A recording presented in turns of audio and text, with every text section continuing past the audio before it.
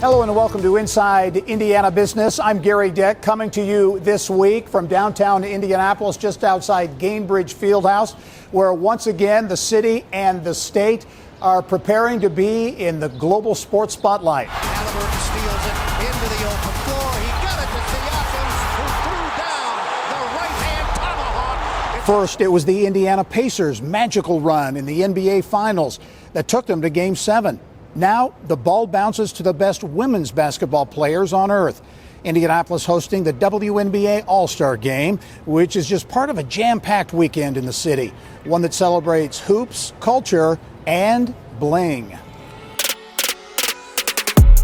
Whether you're arriving by car, even if you don't have tickets to the game, they put a lot of time and effort in to make this city a lot of fun for a lot of people that are coming into town. And so just thank you to Pacers Sport and Entertainment, and it'll be a great celebration of the W. We're excited. Or by plane.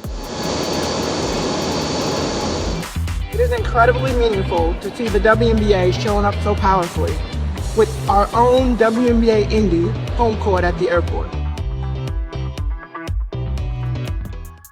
You get the vibe something big is going on here in Indianapolis. And it is. The city rolling out the orange carpet for the WNBA All-Star Game, drawing tens of thousands of basketball fans to Indianapolis, where they will spend money pumping big bucks into the regional economy. Hotels booked solid. Bars and restaurants packed. But that's not the only game in town.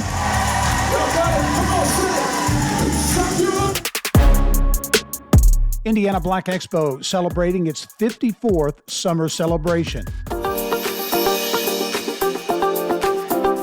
And elite jewelers from around the world are also in Indy, showcasing their glam and sparkle at the Independent Jewelers Organization Summer Show.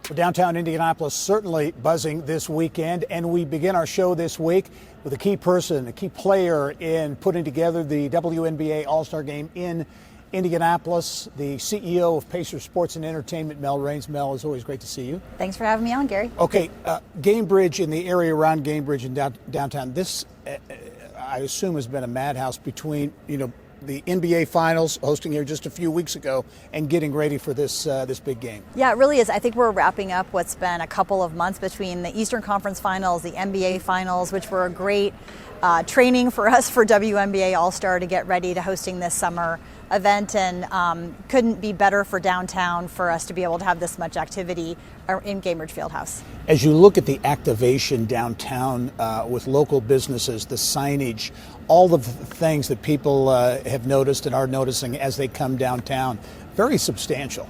It is. I mean, just driving around myself, the amount of signage, and maybe it's the time of year, we have so much more daylight than we did during February NBA All-Star. It seems to me to be even more impactful than it was in 2024 for the NBA All-Star Game. No, you don't know the economic impact yet. I think you're going to do a report, a study, a post-event.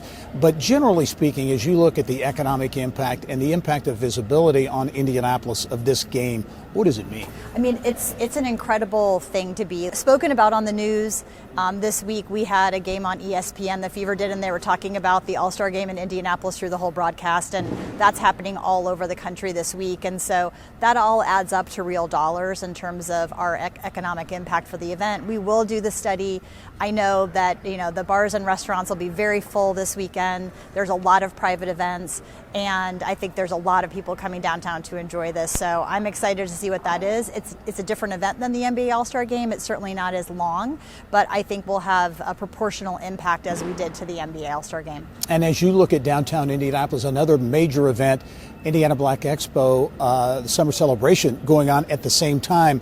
And I think there's been an effort to really collaborate and to partner with Black Expo. Yeah, Alice Watson and I started speaking about this from the very beginning to make sure that we could do these well together, collaborate and complement each other's events. And I think we've been able to do that and make sure that everything that they do is being enhanced, and everything that we're doing, they're able to be a part of and promote for the people coming downtown for that event as well.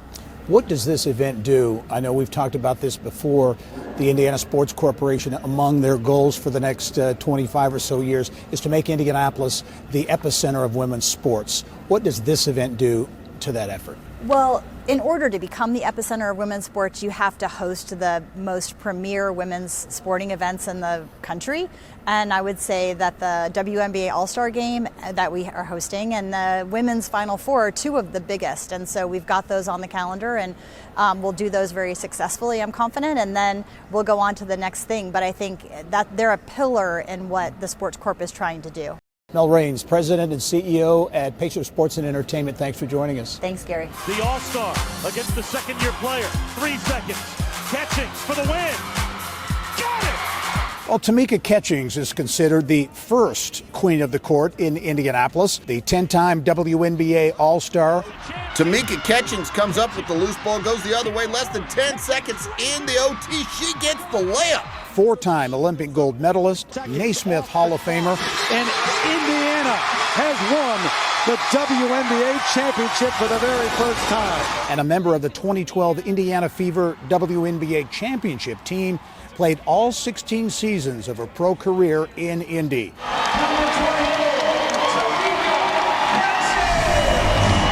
Tamika is still a prominent figure here, business owner, philanthropist, one of the captains pushing girls sports, and now as part of the kickoff to WNBA All-Star Weekend, Tamika has her own mural on Mass Ave. It makes me feel proud when you go back just to the beginning of the WNBA, and especially because there were so many people that said it wouldn't last, it wouldn't make it. And so 5 years here, another 5 years, another 5 years, and you know, especially right now, just seeing the growth the last couple of years.